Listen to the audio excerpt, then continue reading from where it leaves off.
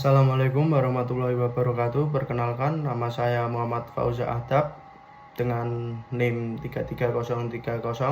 330302300883. Di sini saya ingin menjelaskan tentang UU nomor 3 tahun 2024.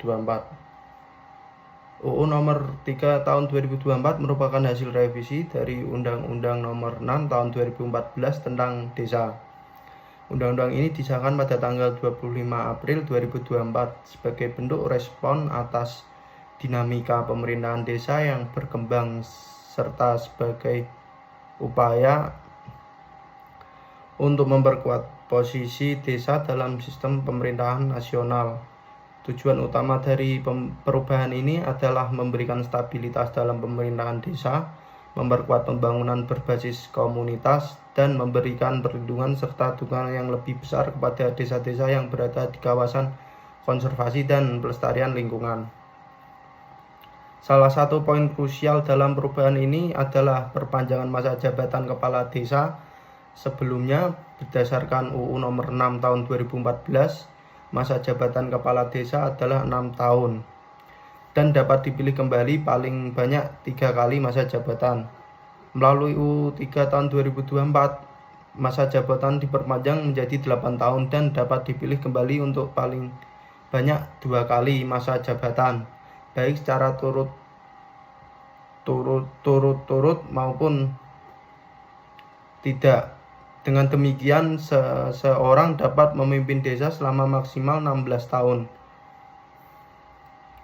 Perubahan ini dilatar belakangi oleh harapan agar pembangunan desa dapat berlangsung lebih konsisten dan berkesinambungan tanpa terganggu oleh pergantian kepemimpinan yang terlalu cepat.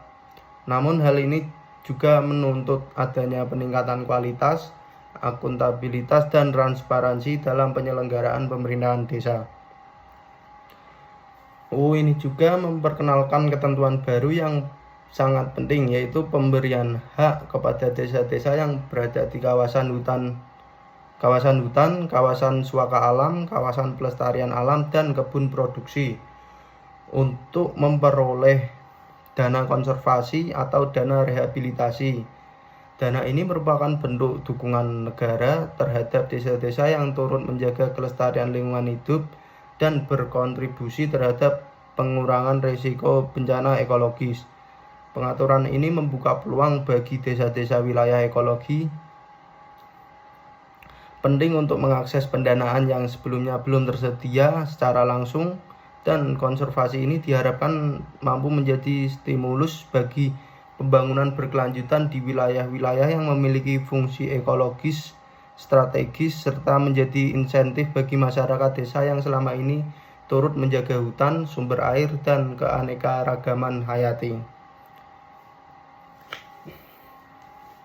Selain itu, dalam undang-undang ini juga ditegaskan bahwa perpanjangan masa jabatan kepala desa tidak berlaku secara retroaktif.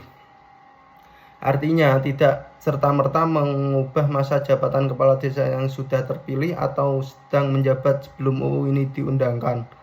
Hal ini menjadi penting untuk menjamin kepastian hukum dan mencegah munculnya multitafsir di tingkat daerah.